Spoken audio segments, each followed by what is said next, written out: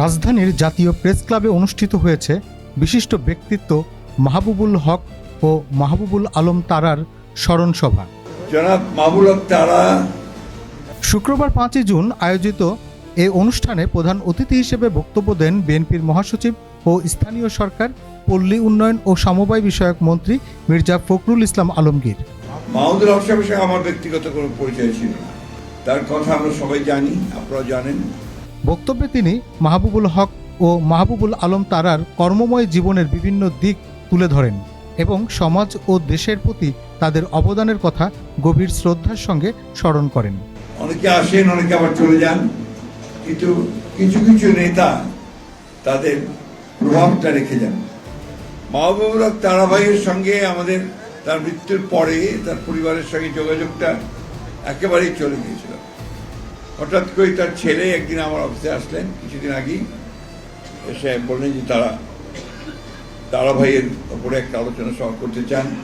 আমি সাথে সাথে রাজি হয়েছি এই জন্যে যে এই মানুষটিকে আমি শুধু একজন রাজনৈতিক নেতা হিসেবে দেখিনি, একজন অত্যন্ত ঘনিষ্ঠ বন্ধু হিসেবেও তাকে আমরা দেখেছি।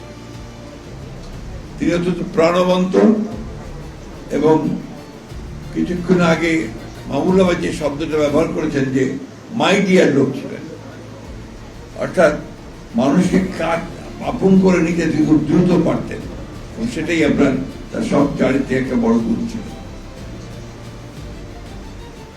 এই মানুষগুলো একটা সময় রাজনীতি এসছেন যখন রাজনীতিতে আপনার কিছুটা হলেও এথিক্স ছিল, মোরালিটি ছিল এবং একটা আমরা বলি মূল্যবোধ, সেই মূল্যবোধ ছিল। এখনকার রাজনীতি তো আপনার পুরোপুরিভাবে আপনার ওই যে সোশ্যাল মিডিয়ার কল্যাণে ভয়াবহ এক পরিণতিতে চলে গেছে।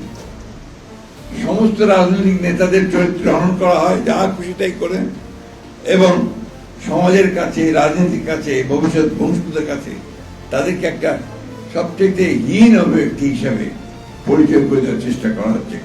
এটা লক্ষ্য করে দেখবেন, অর্থাৎ রাজনীতিকে ধ্বংস করার একটা চক্রান্ত ষড়যন্ত্র চলছে এবং এটা কখনোই সুস্থ রাজনীতির জন্য শুভ লক্ষণ নয়।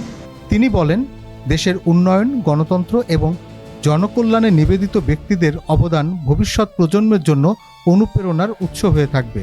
স্মরণসভায় বিভিন্ন রাজনৈতিক, সামাজিক ও সাংস্কৃতিক অঙ্গনের ব্যক্তিবর্গ উপস্থিত ছিলেন। বক্তারা মরহুমদের কর্মজীবন, আদর্শ ও সমাজসেবামূলক কর্মকাণ্ডের কথা তুলে ধরে তাদের আত্মার মাগফিরাত কামনা করেন।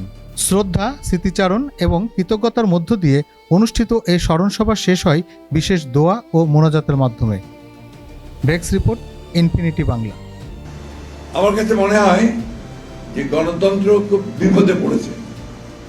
এই যে চতুর্দিকে বিভিন্নভাবে একটা সুপরিকল্পিত সচেতনভাবে একটা প্রচেষ্টা যে আপনারা সব কিছুকেই ভেঙে ফেলা, অর্থহীন করে ফেলা, এর মধ্য দিয়ে একটা নৈরাজ্য সৃষ্টি করার একটা প্রচেষ্টা চালানো হচ্ছে। বাংলাদেশে আমি দেখছি একইভাবে আমাদের কিছু কিছু মহল যারা নির্বাচনের আগে থেকে জুলাই 24-এর পর থেকে কিছুদিন পর থেকেই এমনভাবে তারা বিভিন্নভাবে চক্রান্ত করছেন যাতে করে গণতন্ত্র এখানে না থাকে। সৌভাগ্য আমাদের, আমরা একটা গণতান্ত্রিক নির্বাচনের মধ্য দিয়ে একটা সরকার আমরা গঠন করতে পেরেছি।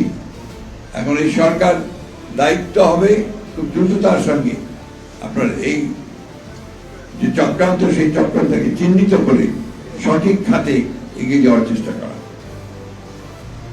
মাহবুবুল হক তারা ভাই, মাহবুবুল হক সাহেবরা, তারা সবসময় আসেন না, আমি আগেও বলেছি। তারা খুব ক্ষণজন্ম বলা যেতে পারে, যার মধ্য দিয়ে তারা জাতির কাছে, সমাজের কাছে কিছু তাদের যে অবদান, সেই অবদান রেখে যান। সেই অবদানটি হচ্ছে আমার কাছে এটা মনে হয় তারা সংসদের যে জনগণের কল্যাণ, জনগণের সমস্যাগুলো সমাধান করা এবং একই সঙ্গে গণতান্ত্রিক ব্যবস্থাকে আরো শক্তিশালী করা। আমার সবসময় যে কথাটা মনে হয়, বিএনপি সম্পর্কে অনেকে অনেক রকম চিন্তা করেন, স্বাভাবিকভাবে করবেন, এক প্রত্যেক মানুষের অধিকারী আছে। কিন্তু বিএনপির মূল যে চরিত্র হচ্ছে কিন্তু একটা উদার গণতান্ত্রিক রাজনৈতিক দল, লিবারেল ডেমোক্রেটিক পার্টি। বিএনপি কোনো বিপ্লবী দল নয়। কেউ যদি বিএনপির কাছে বিপ্লব আশা করেন তাহলে ভুল করবেন।